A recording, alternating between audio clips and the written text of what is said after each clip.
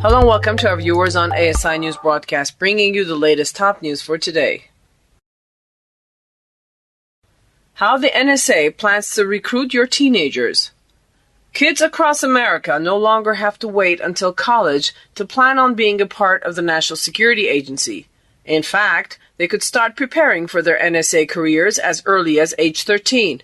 The NSA has begun sponsoring cybersecurity camps for middle and high school students. Agency recruiter Stephen LaFontaine told CNBC's Eamon Javers in a recent interview. 6 prototype camps launched this past summer, and the NSA hopes to eventually have a presence in schools in all 50 states. The camps, LaFontaine told CNBC, teach low-level programming where most cybersecurity vulnerabilities are and sponsor activities like a wireless scavenger hunt in which the 10th graders were dispatched to hunt down rogue access points. The general idea is to eliminate, quote, threats out there on the internet, end quote.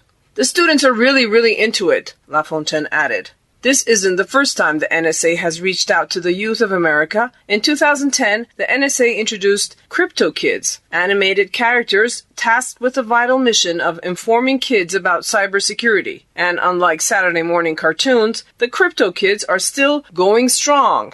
If the NSA wants to give its summer camp program the same longevity, it might think about bulking up the curriculum. Somehow, despite training kids in sophisticated techniques to defeat computer and network attacks, the agency's curriculum is silent on one of the simplest and highest profile data breaches in NSA history. I typically don't talk to them about Edward Snowden, the former NSA contractor who leaked a vast trove of secrets, LaFontaine said.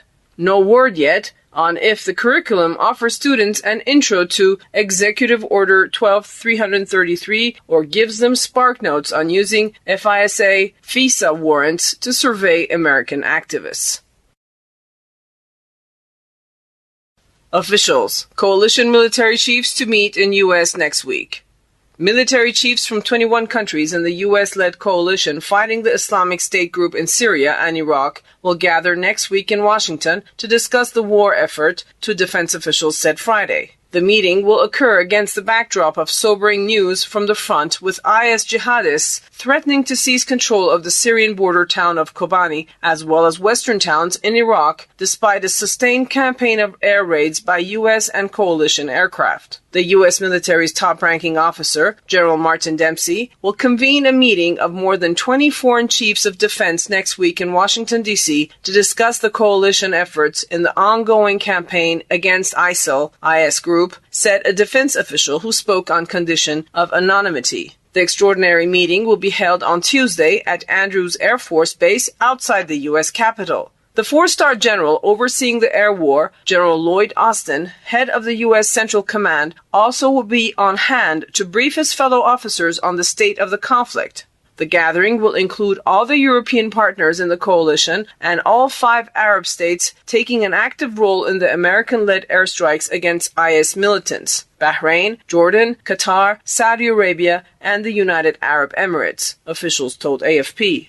Australia, which has sent warplanes to join the airstrikes, was also expected to send its military chief, officials said. The talks were expected to focus in part on training and arming, quote, moderate rebel forces in Syria and the Iraqi government troops to take on the IS extremists, who have seized a large stretch of territory in Syria and Iraq. But the gathering is also meant to carry a symbolic message highlighting broad international support for the fight against the IS group.